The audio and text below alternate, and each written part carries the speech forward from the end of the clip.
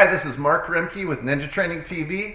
We had a subscriber, Alan, write in and he said, I would like some big attacker scenarios.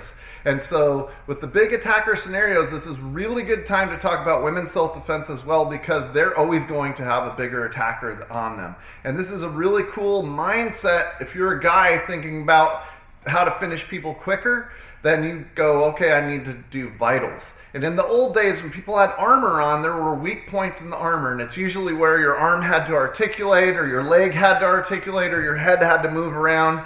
You couldn't block your sight too much because you had to have awareness up. And so awareness is the key for any attacker scenario so that you don't get yourself into a bad place. But this is like worst case scenario, you already had a confrontation and they've grabbed you up. So some of the things that we go over with our self-defense stuff is attacking vulnerable points.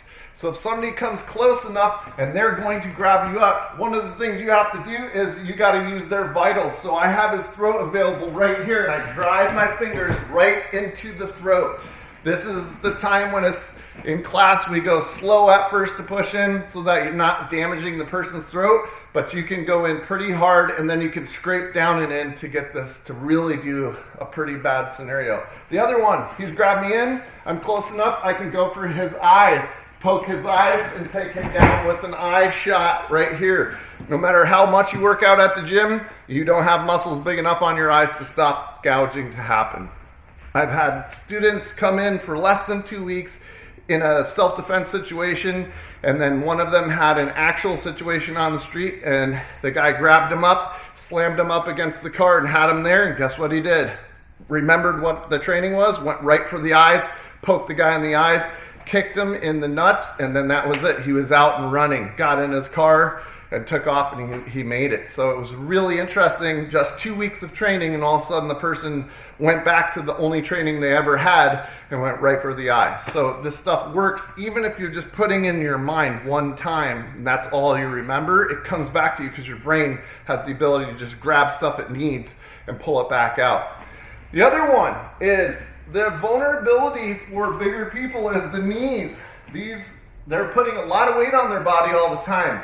Now, if I just hack at the knee in a big way, it's okay, but if I clip the side of the knee, there's tendons and ligaments in here, and then we can hit it and then take them down and then try to do a follow-up with it, or just run.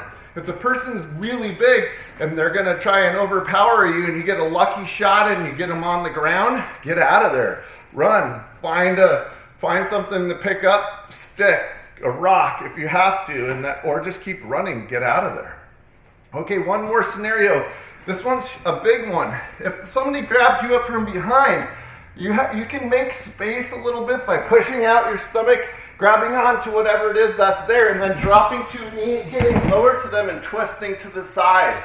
From there, you can try and do some type of a knockout or a hit at least, and then get up and get out of there and run again. The other cool thing about being smaller than somebody is your center of gravity is already down low.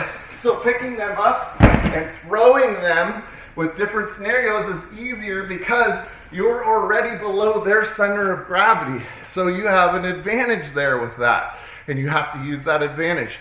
You might find that you're able to get underneath them and twist and turn and move in ways that are going to allow you to uproot them and to throw them. So these are a couple of concepts out there, and I hope you guys enjoy them. And if you want more of these concepts, the white belt to black belt set that we have is chock full of ideas. How to handle weapon attacks, different types of weapons, how to handle self-defense situations, grabs, chokes, wrist grabs, you name it. We have so many in each level. And then we have all the different weapons videos, individual weapons and how they deal with ancient weapons that apply to modern times. So like and subscribe and follow the link up here in the corner if you guys would like to get some more of this really good information. And like always, keep training.